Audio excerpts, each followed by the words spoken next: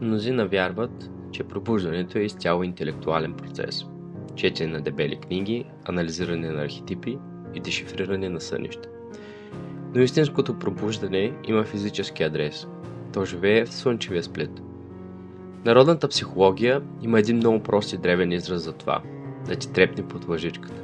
Нашите предци са знаели, че душата не говори през ума, а през стомаха. Днес ще ви разкажа за деня, в който моята квантова карта на реалността се сблъска с живата материя. Деня, в който тръпката в корема ми се превърна в най-прецизния ми компас. Декора е административният шум на изборния ден. Аз съм в ролята на спокойния крал, доброволец в изборна секция на парламентарните избори, спомагайки за организацията и наблюдател на процеса. И тогава се запознах с друг доброволец, лъчезарна дама на име Виолета. В момента, в който погледите ни се засичат и думите започват да текат по уста на помощта за младите семейства, родителите ни, нашите корни в народопсихологията, политиката, бъдещите ни визии и остро преплитащите се интереси към дълбинната психология, психотерапия, танци и изкуство. Тогава се случи нещо, което няма никой учебник. Усещам внезапно, но мощно стягане в корема и прилив на чиста енергия, зареждащи всички части на душата ми. Сякаш Бог прати моята сянка, която се материализира до мен, проверявайки избирателните списъци. Това не е паника, нито просто симпатия. Това е соматичен взрив. Моментът, в който моят селф разпознава своето огледало. В квантовата физика това е мигът на конструктивна интерференция. Когато две вълни се срещнат и вместо да се заглушат, те умножават своята амплитуда. Цялото ми либидо, онази сурова, съзидателна жизнена енергия, се концентрира в една точка под ребрата ми. Тялото ми буквално крещи: внимавай! Това, за което четеш при Юнг, сега стои пред теб от плът и кръв. В този момент усещам остро привличане от силното гравитационно поле на тази интерференция. Работихме рамо до рамо като един безупречен екип от изборни доброволци, посрещайки избирателите в секционната комисия. Навигирахме паркинга, списъка и опашките с лекота, но истинският танц се случваше в разговорите. Прескачахме с квантови скокове от суровата политика към дълбините на психологията, от механиката и енергията на народните танци до процесите на трансформация в психотерапията. Сигналът между нас беше кристално чист, без никакъв социален шум. Наблюдавах стягането в корема си и едновременно виждах огромни синхроничности. Харман Ли, корена, който ме връща в миналото, за да го интегрира тук. 14 години по-късно Вселената се смее, пращайки ме там, за където бях тръгнал. 22 март. Огъня на Овена. Енергията на първоизточник. Рождената дата, само ден след рождения ден на моята майка. И докато Виолета си тръгваше от избирателната секция, видях пълния код на колата й FX11 XLR. Това обаче за мен не беше просто регистрация, а криптограма на момента, който се случваше. XLR е кабелът, пренасящ най-чистия некомпресиран аудиосигнал. 11 е визуалният модел на квантово заплитане. Две автономни единици, вибриращи на една честота. А отпред стоеше FX. В математиката FX е функцията на трансформацията, където неизвестното X променя цялото уравнение. В аудиоинженерството FX е ефекта, който превръща плоския звук в многоизмерно пространство. Целият код казваше: неизвестното току-що включи кабела към теб и превърна сухия сигнал в съвършен резонанс.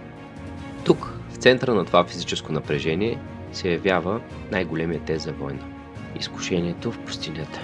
Старата ми природа, водена от гладното его, би поискала да грабне тази тръпка. Българският фолклор нарича това змейска любов. Стихията, която те издига, но изпепелява земята ти. Егото шепнеше: трябва да имаш, трябва да я притежаваш. Матей 5.28 Исус казва: аз пък ви казвам, че всеки, който погледне жена, за да я пожелае, вече е прелюбодействал с нея в сърцето си. Това означава, че доброволното подхранване на похотливи мисли към някой, който не е ваш брачен партньор, се счита за грях пред Бога. Дълго време хората са смятали това за просто морална забрана, с която Бог ни ограничава. Но в този момент разбрах истинската механика на този грях. Да пожелаеш означава да се опиташ да превърнеш един духовен резонанс в материална транзакция. Означава да се излъжеш, че трябва да консумираш физически онова, което вече е свързано с теб на квантово ниво. Пожеланието е най-ниската вибрация на егото. Днес, точно днес, прочетах и в Евангелие от Марк, глава 2. Никой не налива ново вино в стари мехове, иначе новото вино ще спука меховете и виното ще изтече. Новото вино трябва да се налива в нови мехове. Марк 2:22. В този момент парчетата се подредиха. Този XLR резонанс беше новото вино. Ако бях нарушил древното правило и бях пожелал да го консумирам като притежание, щях да се опитам да го налея в стария мях на моето неинтегрирано его. Щях да се пръсна, щях да разруша гравитацията на дома си, а самото вино, магията на тази среща, щеше да изтече и да се изгуби завинаги. Съдраното щеше да стане по-голямо. Затова аз избрах пътя на свободата. За да побереш такава енергия, трябва да станеш новият мях. Парадокса на този ден се криеше в самия му декор. Беше ден на избори. С Виолета седяхме там заедно, рамо до рамо, в ролята си на доброволци и наблюдатели в един външен, шумен политически процес. Но истинският избор не беше за нов парламент в Вавилон. Пред мен стоеше съвсем различна, невидима урна. Това беше един дълбок вътрешен референдум, който трябваше да реши кой ще управлява психиката ми в следващите години. Гладното его, което иска да консумира и притежава, или спокойният крал, селфът, който умее да наблюдава и да сублимира. В онзи момент аз пуснах своята полиция. Затова избрах пътя на свободата.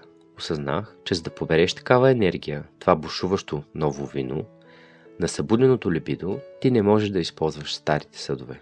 Трябва да станеш новият мях. Не потиснах тръпката.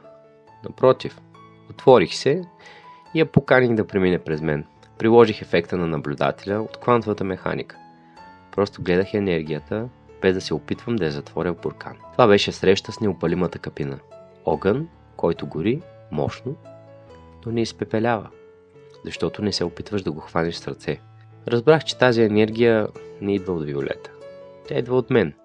Тя е радостта на моята собствена душа, която най-накрая намери език и перфектно огледало, за да се познае. Задържах XLR сигнала включен, насладих се на всяка секунда от това съвършено разбиране в споделеното пространство на честотата 11 и когато дойде момента, просто извадих кабела с искрена благодарност. Тръпката в корема се трансформира в гориво за моята мисия. Защото истинският крал не е този, който няма чувства, а този, който може да язди тигъра на своите емоции, без да позволява да го разкъса. Следващия път, когато усетите онова специфично стягане под лъжичката, не бързайте да разрушавате света си.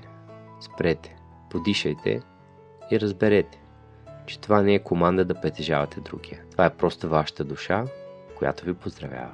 Новото вино изисква нов съд. Резонансът е възможен. Свободата е реална. Светът е във вас. Аз съм Боги. Пазете градините си. До скоро!